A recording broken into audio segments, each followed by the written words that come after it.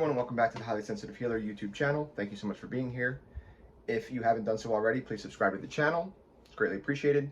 Like and share this video. Turn on all notification bells to get alerts for videos such as this one. With all that being said, I wanted to jump in today's video. Sort of like a vlog type thing in a sense, but yet I don't want to call it a vlog. But I'm going to try to do these type of videos more and more often. And I want to talk more about the healing of the substance abuse treatment stuff that I'm doing right now. And that's the big piece of my healing journey right at this particular moment that needs the most attention and is without a doubt #1 priority for all, everything right now. That and job and financial, but I would say first and foremost is the substance abuse issues that I have that need to be tended to. I am happy to report, and hopefully this doesn't jinx it, fingers crossed, but I was able to finally set up an intake appointment for beginning of next week, and with the place that I've been talking with back and forth. We've gotten everything all straightened out, it seems like, knock on wood. It was not an easy road to get to this point, so not only am I proud of myself, but I also have to commend the admissions person at this particular treatment center. I mean, I would say definitely went above and beyond for me, and they really, he really made me feel comfortable enough to be coming in there. And I'm very grateful for that, and I told him and I thanked him for that. And hopefully I do run into him while I'm at the treatment center at some point. Hopefully I get to meet him. But that was just really, that was excellent, not service, that was excellent, patient care.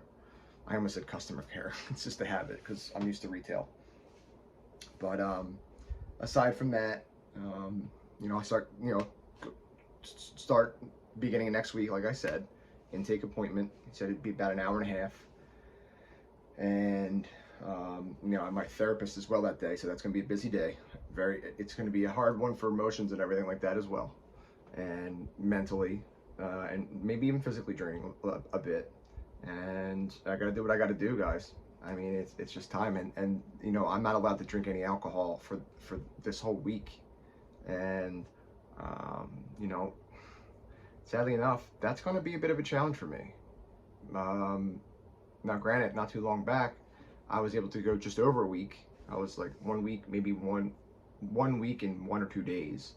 And then all that stuff happened, and then obviously then I went and I bought a bottle of wine. But, I haven't been drinking a lot. I've cut way down in my intake of alcohol, that's for sure. And I hope to keep doing that going forward. It's imperative for my health and for other reasons. I don't want that to become a major addiction or anything. And as far as another piece, because I don't really know a lot about what I'm talking about here, which is why I've kind of stayed away from it, but I think I can just kind of start sharing some of my experience in the other area of substance abuse. And that's actually with a medication that I'm actually prescribed by a doctor, and it's more about medication management for me in that area.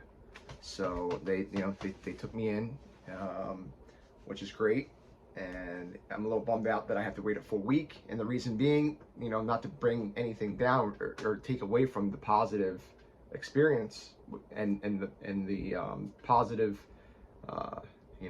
outlook on things now at this point after today. I still wanted to do it as soon as possible. So that's kind of like why it's a bummer that I have to wait a week, but I have to do what I have to do. And it makes sense. I didn't really understand why I needed to not have alcohol in my system for at least a week, he said, before I come in there for an intake appointment. And he's like, we're going to check, which I anticipate that. That's the whole point, to make sure I'm not doing what I'm not supposed to be doing. And, he explained to me about how it's a community thing more than anything, more than a medical thing. It's about like that community, those people that I'm going to be in the group sessions with and all, most of them have been sober for like 30 or 45 days, or maybe a little bit less. And to hear someone say, hey, I just drank yesterday and this is what I did, could be extremely triggering for them and also make them want to do it themselves. So obviously I would never want to jeopardize anyone else's, sobriety, and nor would I want anyone to jeopardize mine. So that is I'd say that's probably going to be the driving force to make me not want to drink alcohol this whole week. So that's what I'm hoping. And I just found all this out today. So today is day one. And I've just been, just sipping on waters all day, which is 10 times more healthy. That's what I should have been doing anyway. But, I wasn't. So I just put a little bit of lemon in here, and I've just been drinking water all day. And oddly enough, it's like giving me that a sensation of that I'm drinking, not alcohol in a sense, because I'm actually drinking a fluid. So it's like kind of tricking my brain a little bit, and at the same time being a little bit more healthy by getting hydrated and staying hydrated. And those of you who have subscribed and those of you who have been watching these videos and especially commenting, I really do thank you from the bottom of my heart. It means the world to me. I can't stress that enough. If you're struggling with alcoholism, an addiction to alcohol, substance abuse issue, I feel for you. I'm there with you. We're going to get through it. We just got to stay strong. We got to keep pressing on, and we got to keep sharing everything. Sharing is so important, and connection with others. And hey, I struggle with that too. I get where you're coming from. And even if you don't struggle with the same exact issue, you can still easily relate to that person, and just know the pain and the struggle that they're going through.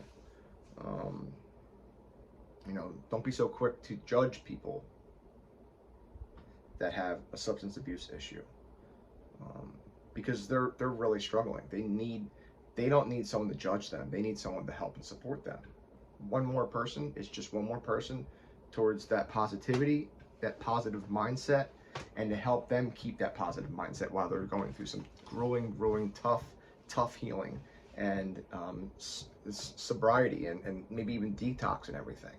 Now, luckily, I didn't need the detox part, and I think that's why they're doing the at least 1 week fully sober, like fully not drinking, because they don't want to have to put me through the detox thing. And basically, if I can't do it, and I go there, and then they test me like they said, it's going to come up that I have it, and then at that point, I'm almost 100% sure, because this is what I would do, is I would then recommend, hey, you need to go to detox. You need to get that all out of your system and go through it, safely and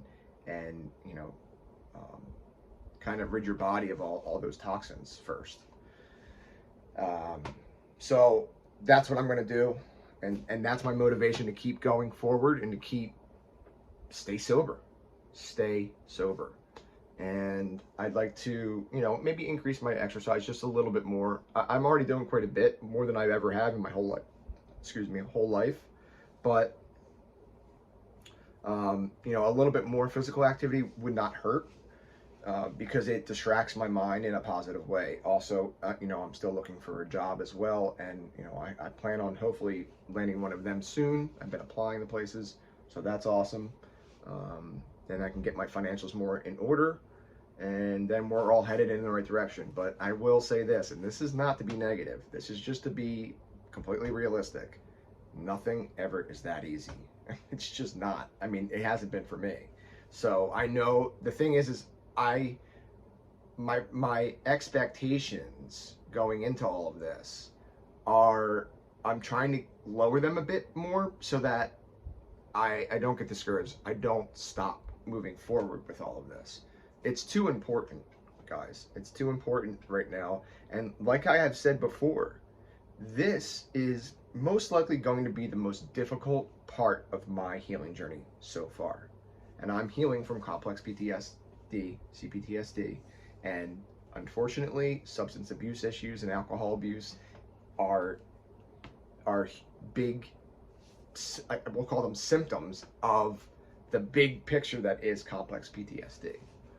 And like I said before, the book that I have by Pete Walker, from Surviving to Thriving, Complex PTSD, they talk somewhat at length about, substance abuse and self-medicating and alcohol abuse in a little bit, eating disorders, all that kind of stuff that can manifest itself if you are suffering from CPTSD. So, and I wasn't ever able to like read that chapter or those parts of the book. I skipped over them because they were so triggering at the time. Now this was years ago, but now I'm able to read it, and I did read it all, and it's scary. It's like, wow, that's me. So more on the other substance abuse issue as time goes on. I'm going to be coming out with probably more videos as the days go on. As we get closer to me going to my first intake appointment, I want to take you guys along for the ride. Not there live in the moment, of course not, because it's private. It's all private matter. But I am going to try to share as much as I possibly can and as much as I'm willing to about my journey through the substance abuse issues. And I hope I know it's going to help me. It already has been, which is why I'm going to continue to make these videos as much as possible. But I also hope that you guys get something out of it, and that it helps you heal and maybe go get help and support for yourself, because you deserve it. I'm going to leave you guys with what I always leave you with, and that is, of course, to be kind to others, but most of all, be kind to yourselves. It's known as self-compassion. Take care, everybody.